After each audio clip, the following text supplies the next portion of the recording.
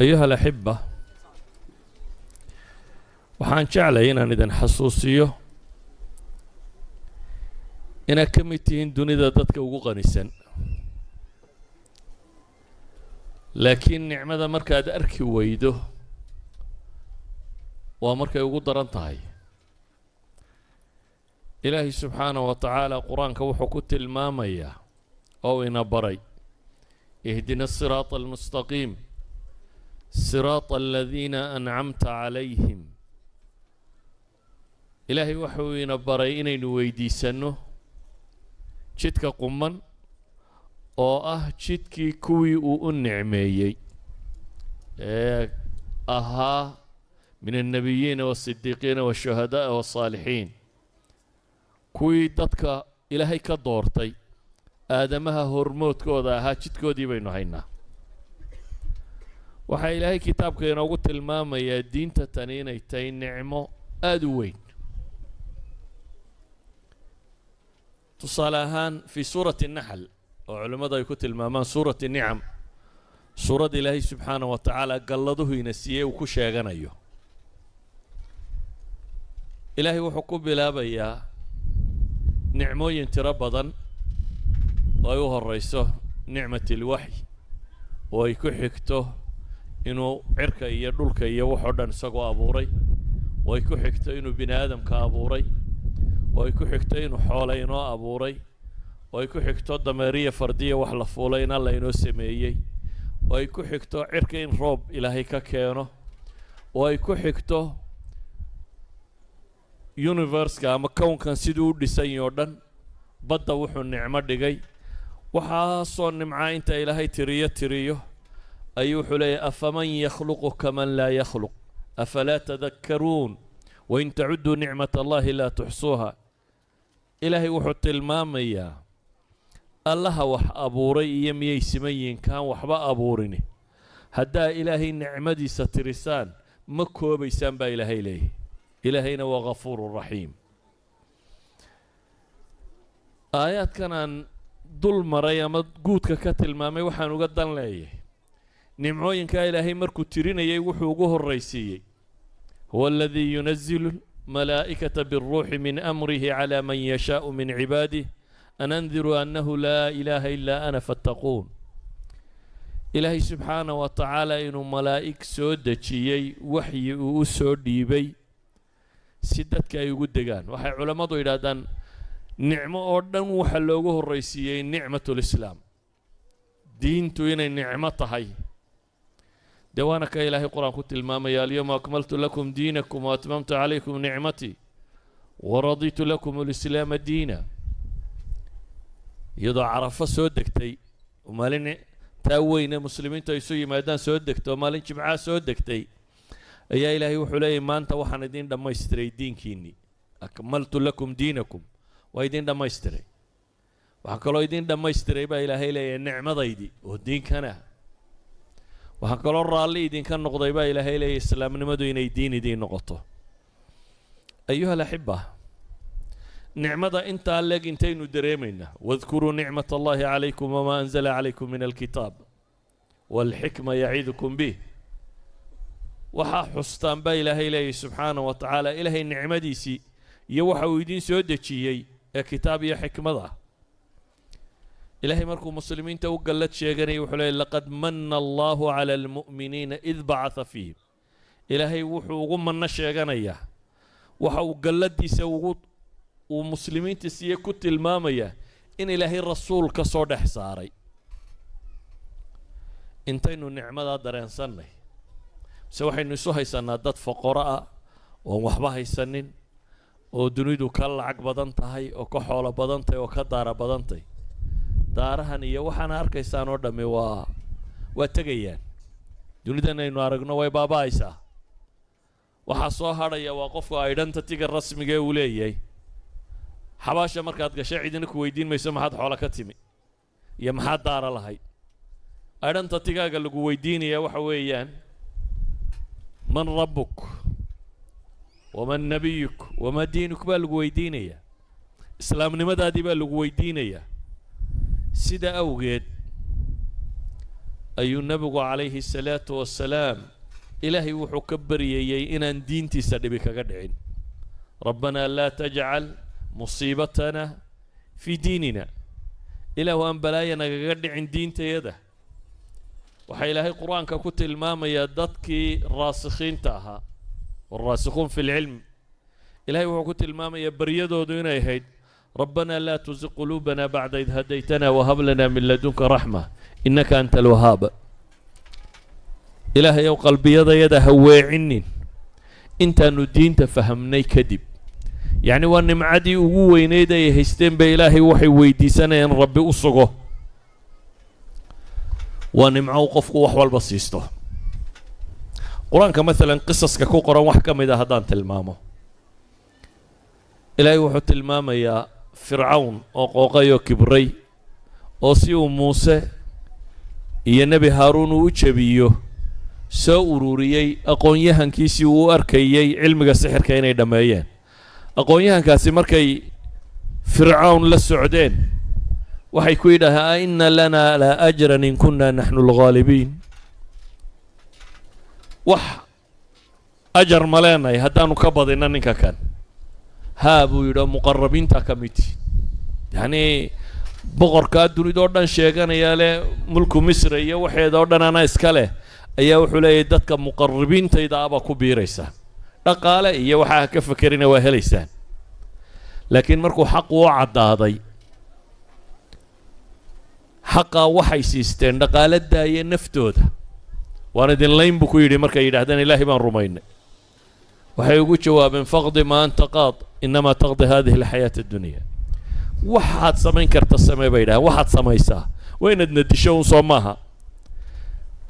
nicmada tan weynideeda markay dareemeen waxay oggolaadeen inay nafta siistaan naftu xataa hadday ka baxaysa inaanay marnaba nicmadaasi inay ku faraadaygaan oo aanay ka dhaqaaqin ilaahay qur-aanka qisasku ku tilmaamaya waxaa ka mid a qisadii asxaabulkahaf niman dhallinyaro ah oo boqorrada dhashoodiiya ama dabaqada sare ka dhashay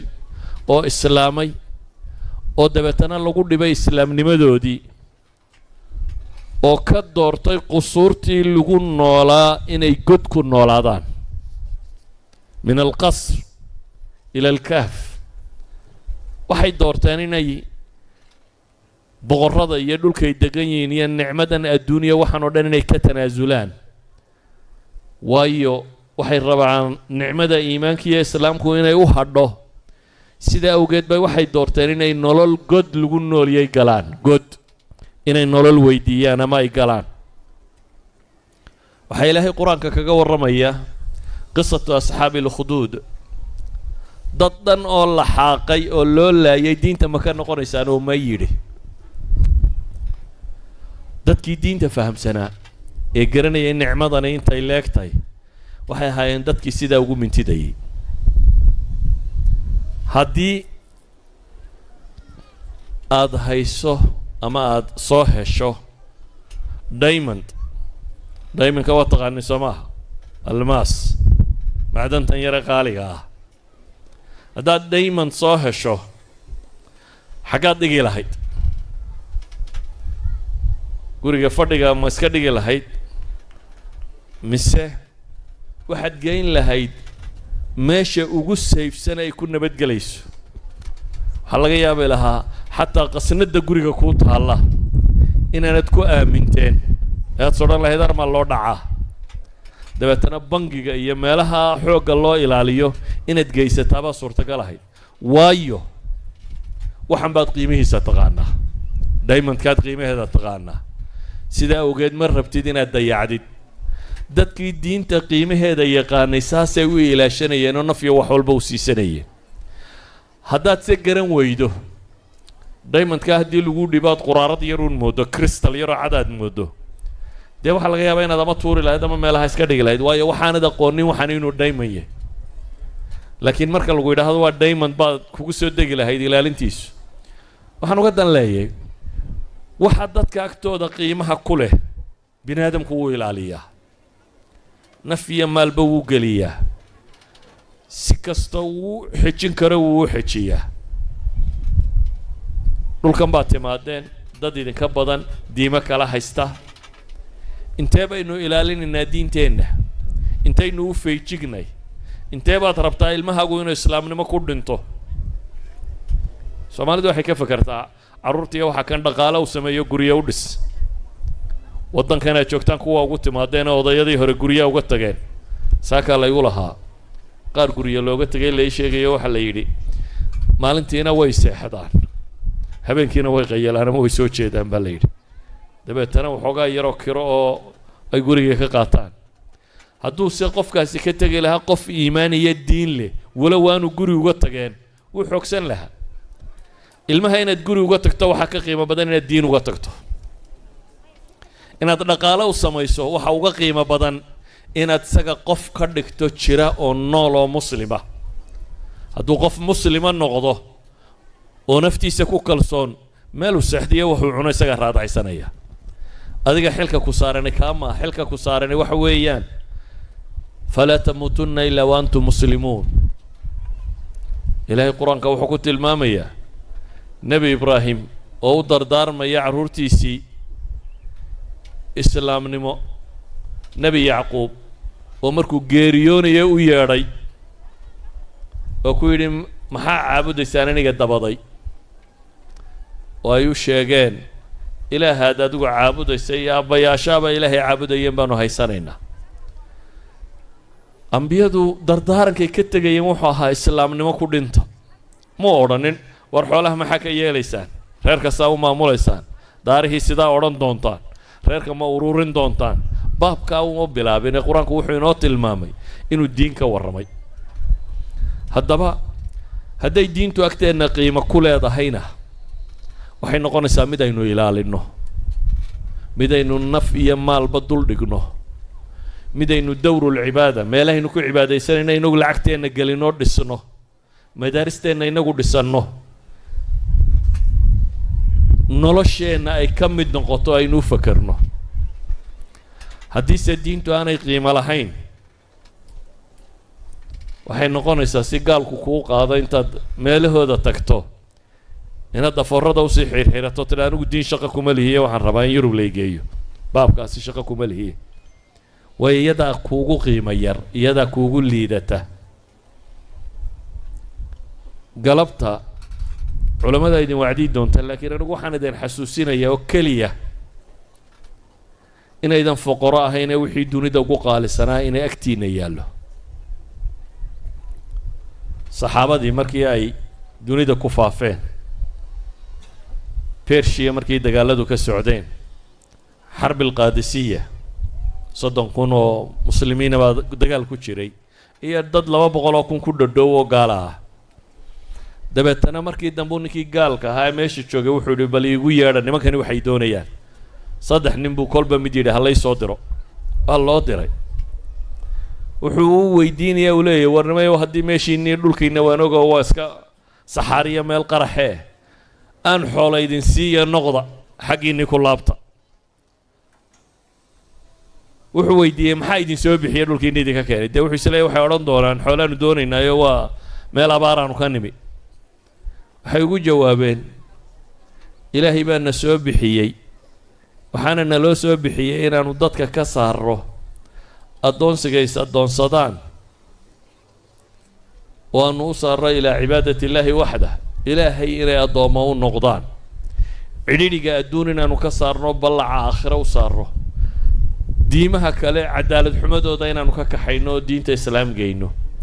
idan waxay leeyihiin wixii ugu weynaa baanu haynaa nimanka caynkaa leh iyagoo dhowr bilood dagaal ku soo jiray ayuu ninkani wuxuu rabay inuu hankooda jabiyo dabeetana kaarbadka cas baa la dhigay sariirtii boqorkana waa loo dhigay nin ka mid ah soo socdayoo wuxuu la soo dul maray faraskiisii yaraaye gaabnaa meesha korkeedii dabeetana barkimooyinku meesha dhigay buu xadhigga ugu xidhay faraska wuu soo dhaqaaqo waxay idhahdeen hubka boqorka loolama tago idinkaa ii yeedhay buu yidhi haddaydan rabin waan iska noqon doonaa yacni kaana yactazu binafsi inuu isagu muslimiyey ustaad ilcaalam inuu yahay waxyigii ugu dambeeye samada ka yimi inuu sido ayuu isu arkayay ma u arkeen boqorkan iyo qadifadiisa cascasi wax qiimaa inay leedahay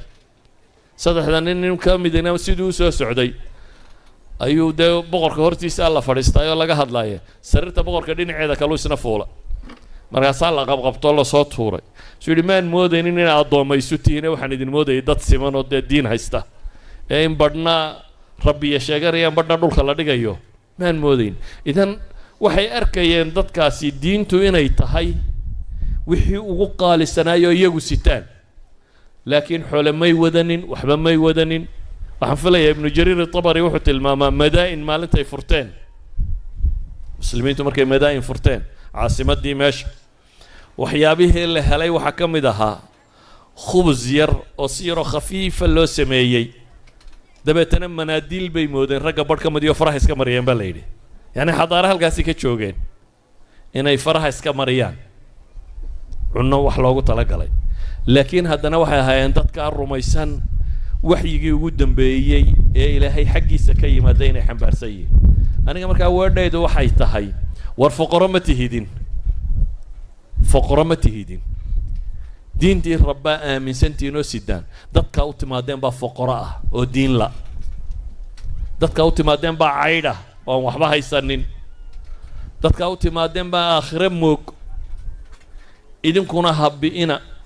oo diintiinu yay xumaanina ilaashada oo garta wixii ugu qaalisanaa inaa haysataan dee dadkana gaadhsiiya xil baa idinka saarane وصلى اللهم على محمد وعلى آله وصحبه وسلم والحمد لله رب العالمين. بسم الله الرحمن الرحيم.